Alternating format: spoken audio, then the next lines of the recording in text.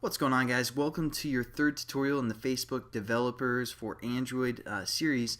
Now, we've set up everything that we need to in Eclipse, but we also need to set up some stuff on the Facebook developer page because Facebook wants to have permission over our application just in case if we create an app that just completely ruins Facebook, they want to be able to shut down that app, shut down that connectivity.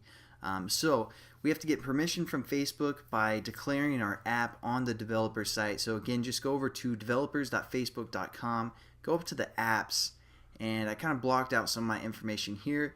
But what we're going to need to do is hit create new app, and we're going to give this our app name. So let's just call this, what was it?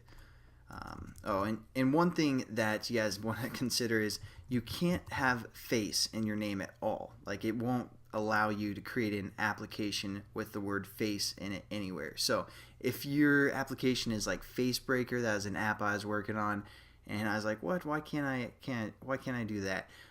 It's because Facebook won't allow you to use the word face, so that's kind of strange. So we're gonna call this like app testing, something like that, or whatever you guys want to have your name be, and that's pretty cool. And we got to verify stuff. Hopefully that's right. I don't know. Sometimes I can't read those, but it doesn't really matter. I guess it's doing its job. Then we get a page somewhat like this. We have our application name that we just set up. Also probably required an email of some sort.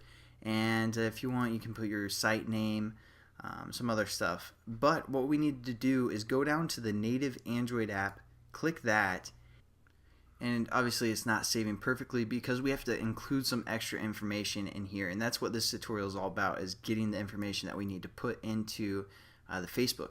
So what we're going to do is we're either going to open up Terminal or you're going to open up your command prompt. So if you're on Windows, just type in CMD, hit enter. On Mac, you want to go down to your applications folder, and there should be another, or let me scroll down. Yeah, your utilities folder. We're going to open that up, and here's your terminal. So you can do that, or you can search for it with the handy search method as well. But this is your terminal. We need to get some information from our toolkit. So now we want to access where our key tool is in our system. And by default on Windows, I'm going to go first. It will be in your location C / users, another / whatever your username is. So whatever your username is, /.android. And that's going to be where your location, and again, this is whatever your username is or whatever you're logged into on your computer. And for Mac, it's going to be under our users and then our specific username and then the Android folder as well. So for Windows, it's going to be the same thing. And the way that we navigate to that folder is by typing CD and then the location that we want.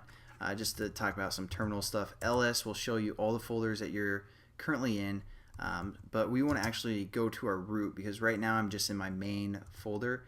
So we're going to type CD and then a /, hit enter. Oh, not /, what am I thinking? CD /, and there we go. We're in a different browser now. We're in our like most root level, and then we're going to go into the users folder here. So we're just going to type CD users, and then whatever your name is, again your username. So mine is Travis Cornelius /.android, and just hit enter. And now we're in this location. Hopefully you have this folder as well. And if you stored yours in a different location, and let's just type ls, kind of what we're looking for is this debug.keystore. Now if you guys can't access this folder, if it's not in the same directory as the default, you probably want to go into your system and search debug.keystore, make sure it's the Android stuff, and then locate that through terminal, again with the cd command and then whatever directories you're going into. Now that we're in this folder, we're going to access the key hash that we need to give to Facebook. And I'm just going to copy and paste some code. I'm going to put this in the description or the assets of this lesson, and you guys can copy and paste as well because it's a lot easier. So we're accessing the key tool and just running this by hitting enter. It's going to ask for your key store password, which we have to type in lowercase Android. That's the password we want to use. So make sure you do that. So type that in, hit enter, and you get a whole bunch of numbers.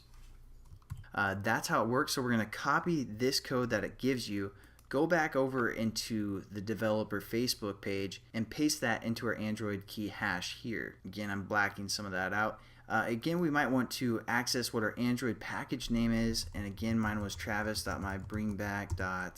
What was it? Facebook app. And for our class name, we're just going to do our starting place. So let's type that out.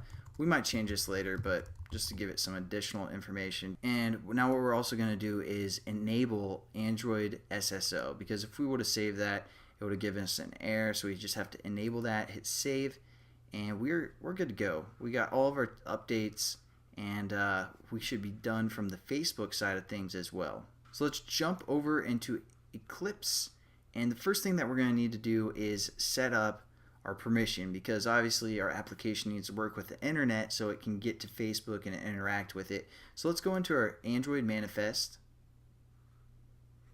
and under our manifest we're going to use, or under our permission tab down here, we're going to add the internet permission. So use permission.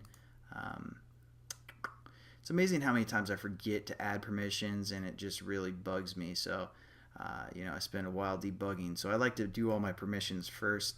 We're going to just work with the internet permission, hit save, and we are probably good to go for this tutorial. We have everything set up from both Facebook's side and from Eclipse's side to start developing our application. So thanks again for watching, guys, and we will catch you in the next tutorial. Have a great day.